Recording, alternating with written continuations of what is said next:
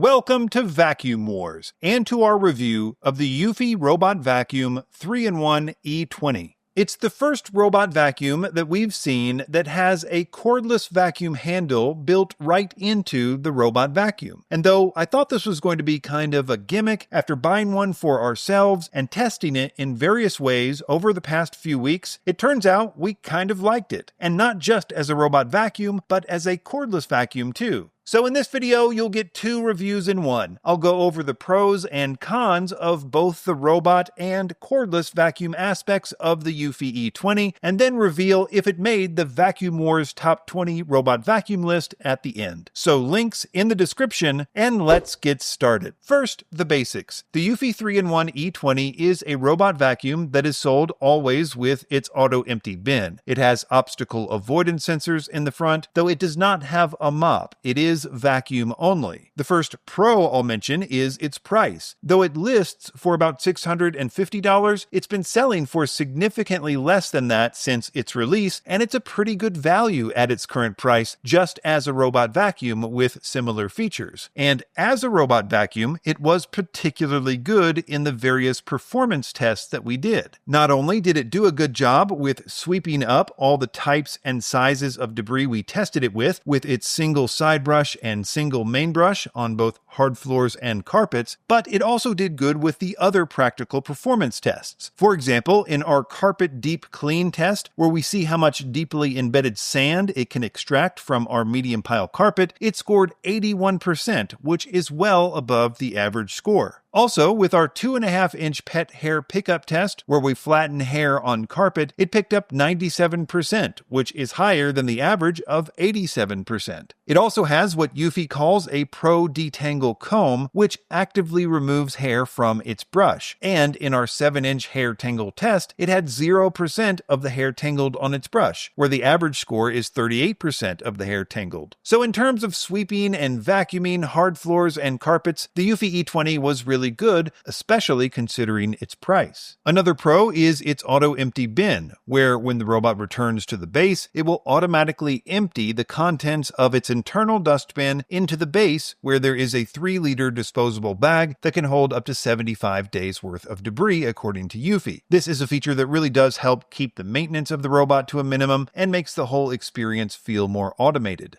Another thing I liked was its navigation. The E20 uses a top-mounted LiDAR, which very quickly and accurately creates a map of your house, and its navigation and coverage was efficient and smart. In our navigation tests, where we run the robot multiple times on our floor plan, it was slightly above average with navigation efficiency and coverage, and it's an upgrade, in my opinion, from the Eufy C10 or C20, which use single fixed lasers in the front to navigate instead of traditional LiDAR. I'll now move on to probably the most interesting pro, which is the cordless vacuum aspect. While some manufacturers have included a cordless vacuum in the package in the past, this is the first time that the motor, handle, and filter are actually shared between the robot and cordless units. Pressing the red release button detaches the core of the cordless vacuum, and then you attach that to either the wand and floor head for floor cleaning or to one of the two handheld tools. It's designed for either hard floors or carpets, and it's great for high traffic areas like around litter boxes, but it's also a smart solution for stairs where robot vacuums, alas, still can't reach. What first impressed me was its weight. It's one of the lightest cordless vacuum handles we've ever tested. It's comparable to the Dyson Digital Slim, which was designed specifically for minimal weight. In my opinion, a lightweight handle makes a big difference in the overall cordless vacuum experience.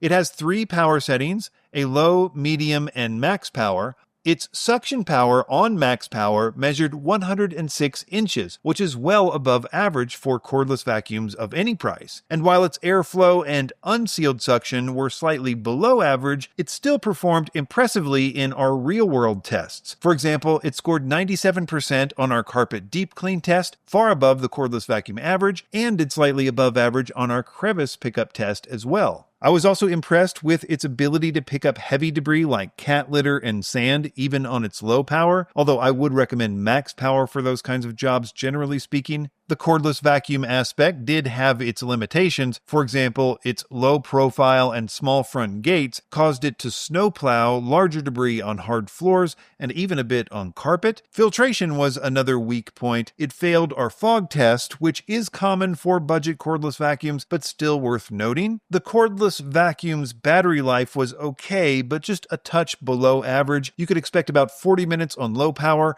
20 minutes on medium, and likely 10 minutes or less on max power. But one of the biggest drawbacks is the dustbin size. Remember, both the cordless vacuum and the robot vacuum share the same dustbin in this configuration, and the bin capacity is slightly below average even for a robot vacuum, and it's among the smallest we've ever seen on a cordless vacuum, so expect to empty the bin often if you're using it regularly. As far as the cons related to the robot vacuum, its battery life was disappointing. While it's officially rated at 180 minutes on low power, our battery efficiency tests, which we run across all of its power modes on a fixed floor plan, showed it to be significantly below average with battery efficiency. And even with its decent navigation efficiency, which we mentioned earlier, it ended up with a below average estimated square feet per charge number, which was 763. Another drawback was its obstacle avoidance. To be fair, it's rare to even have obstacle avoidance at this price point, but its obstacle avoidance performance was poor. It avoided just 9 out of the 24 objects in our tests compared to an average of 16. So in my opinion, you'll still need to do some pre-cleaning to avoid tangles and stoppages. One missed opportunity, in my opinion, is that the cordless vacuum head can't be connected directly to the cordless vacuum handle, which would have made stair cleaning easier and more convenient. The attachments like the crevice tool also aren't cross-compatible. For example, you can't use the crevice tool on the end of the wand. Another oversight is the lack of an easy way to dock the wand and floor head onto the robot base, which would have simplified storage. Taken all together, though, I think the Eufy E20 3-in-1 is a really good value, especially if it stays in its current price range. The robot itself is great at performance with better navigation than average, and although its battery life and obstacle avoidance aren't great, I think I can overlook them both at this price point, especially considering the extra value of a genuinely good cordless vacuum in its own right, even if the bin size is really small. And although the E20 didn't end up making the Vacuum Wars Top 20 Robot Vacuum list, it's currently ranking around 50th place, it did do pretty good for its price range. In fact, it may be the highest ranking robot with an auto-empty bin under $400 right now, and that's pretty good. So if you want a lot of value and you don't need a mop on your robot vacuum, the E20 3-in-1 is certainly worth considering. Links in the description, and be sure to subscribe to Vacuum Wars before you leave. Thanks for watching.